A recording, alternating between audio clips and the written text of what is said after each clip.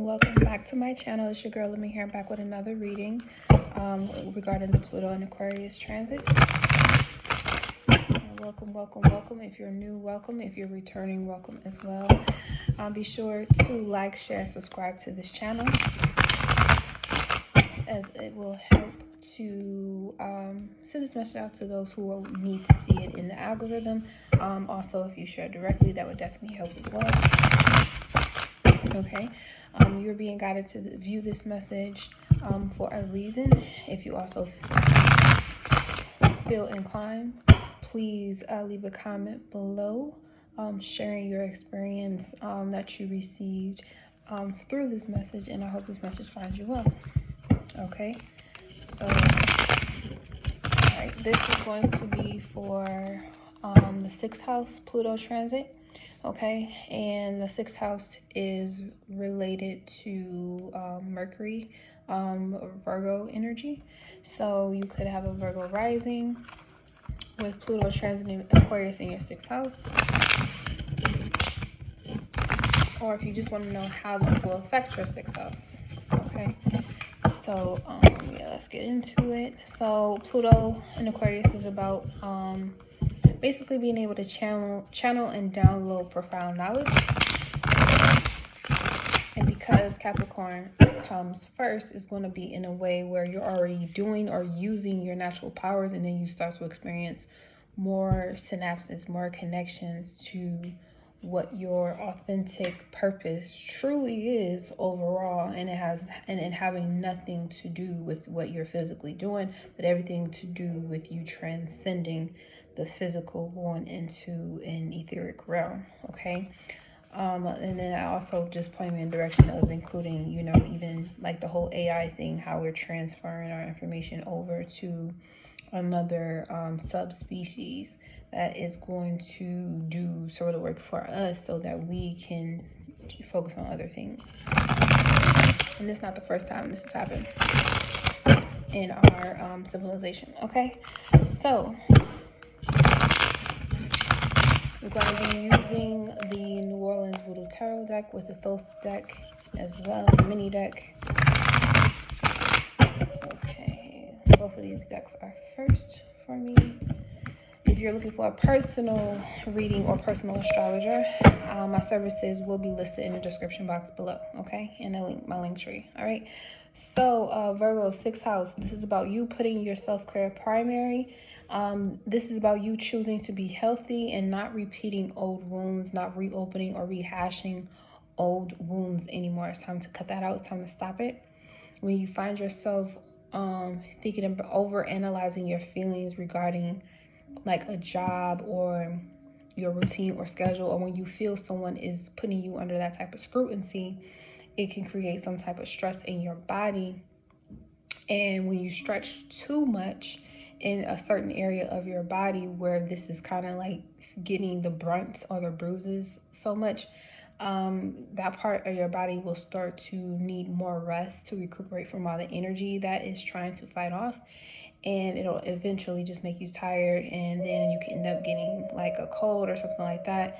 And if you don't take care to acknowledge that you are mentally fighting something that's not truly there, if you don't acknowledge it and accept it, really accept it, because you can probably acknowledge when you're doing it, but if you don't accept that that's truly what you're doing, and it can mean your health, your life force energy, you need to stop. You need to stop and find healthier ways to cope and deal with issues that irritate you, rather than just jumping into a whole new reality and throwing everything else away that honestly is the foundation you truly needed. But now that you can't go back to it, you got to keep moving on. Learn the lesson and don't do it again. Okay, so first card out, we have Olodumare. This is the Ace of Pentacles. This is the 3rd time I'm seeing this card today. And you see it's the eye, and it's crying. The tears are forming the earth, right?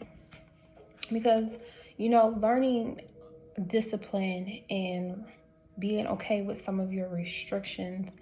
The Bible does talk about how discipline at first is not joyous but grievous at first, but but it creates righteousness at the end of the day, and you end up being thankful for it. So this could truly be a hard habit that a lot of Virgo placements, myself even included, may have a hard time breaking. However, you'll feel so much more relief when you start to be more creative, when you have the energy to be more creative, and then the things that you create are something that are just awe-inspiring. And it'll come from you healing yourself. Okay, we have Ogun La Flambeau, or La Flambeau. This is the 5 of Pietro, which is the 5 of Wands. Okay, so, and you see he's warrior ready. Okay, he's warrior ready. He's ready to get down with the get down. He's ready to square up and handle it. Even you see the passion in his eyes. He got red eyes. There's a red background. It look like it's red. His bones behind him. Okay, this is warrior spirit, warrior energy. Okay, and you really need to get to this transit is going to help you get to start cleaning up the dredge in your emotional bank, scraping it all out, being a warrior about cleaning all that up inside of you, your emotional body, because honestly, you're fighting your emotions, you're fighting your true feelings, and you need to know why you would want to fight your own feelings and what's causing you to go against your intuition to the point where you're constantly defensive. And I feel like this is because this has to do with competition. You don't compare yourself to another person and then try to figure out all the reasons why you might be better than or less than whatever it is that you're up against. Don't do that to yourself, okay? Allow yourself to look at the conflict or the changes 5 that are taking place as an opportunity for you to level up and step up, and accept the fact that you may be very aware of all those flaws you have, but those quote unquote imperfection or flaws that you have, other people have as well.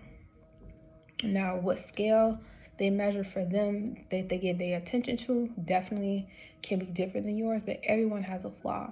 So even in you going to your next level or you going to your next step, you don't have to have it all together, and you don't have to allow yourself to argue with people up and down about how much you do have it together, even though you know good and well you don't. And that person also recognizes that you don't. I feel like this is probably like a relationship issue, because we are going from 6th to 7th house. So this is preparing you and moving ahead to be able to deal with relationships where you don't have to pretend that everything is perfect or you are perfect or everything has to be perfect all the time. This is you being, this time period a lot is about you breaking into the habit of not trying to, yes, and you got the star card with the 2 of Wands, about you just accepting yourself as you are and starting over. Like, you know what, I don't have to be perfect, I don't have to know it all, I don't have to have it all and still be the star of my own show.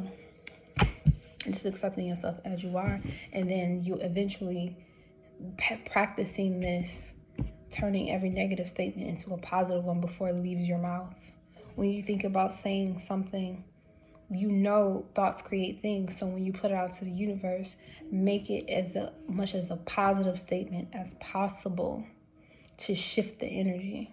Okay, because you could definitely be picking this up from people who are in competition with you or maybe a competitive type of an energy.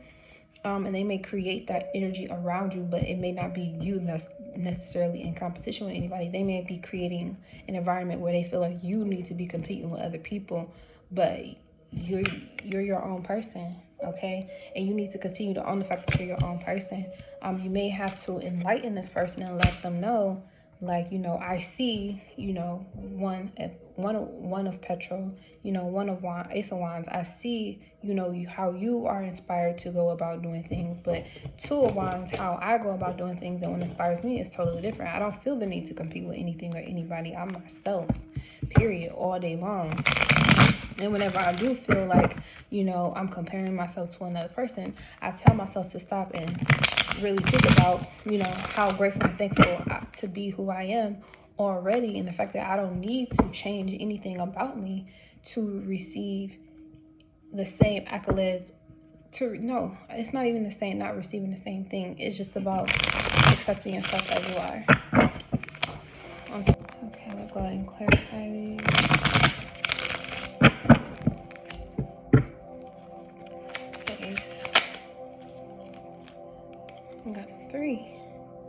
go from 1 to 3 real quick. Yeah.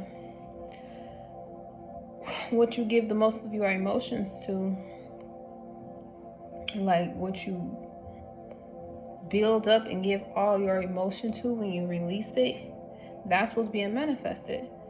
So if you've been sitting around harboring emotions and feelings, and you just let it build up, and then when you finally release it, it's all negative, what you think is going to manifest in your life. So you want to let your energy build up, let your reserves build up, and when you get to the point where you're ready to, you know, create something, whether it's you've been thinking, now you're really ready to say what's on your mind, do your best to create positive affirmations when you speak. Okay, speaking in affirmations will help remind you that everything will work out, and you don't have to be so hard on yourself, and that allows you to not be so hard on other people who may be in the mistake of thinking that you're trying to compete with them, so they're throwing that energy back at you. And we got the ace again, the ace of disc. Yeah, so things can start over. We got the tower at the bottom. Okay, yeah, it'll reset the relationship that you have with this person who is in your life. Let's look at this star card. Yep, we got the 5 of Wands again. Yeah, it's like the same energy is repeating. And you got the sun at the bottom, so things will get better. Things are healing. Your third eye is healing. However, this is all about enlightenment. So be prepared to take constructive criticism, and, you know, don't be so easily offended by something that'll make you better. Okay, find a way to heal yourself through the frustrations of, you know, your own irritations that you have, because no one can really rattle you unless you have, you know, a loose gate. Okay, and those loose gates are usually connected or tied to our insecurities, which is basically having a lack of something in our youth that we always wanted to have, and we're still wrangling with the idea or the feeling of still not having it. Well, more than likely you do. And if you feel like you don't, you need to start giving it to yourself and stop expecting other people to give it to you, because it will never match the sanctity or the depth of what it means for you to give it to yourself. Okay, and that's why I'm going to leave it. Thank you so much, Virgos, for tuning into this message. I hope it finds you well. Be sure to check out all 12 videos for this cycle that's going to last a couple decades to get a full scope on what Pluto will do for you. And until next time, peace.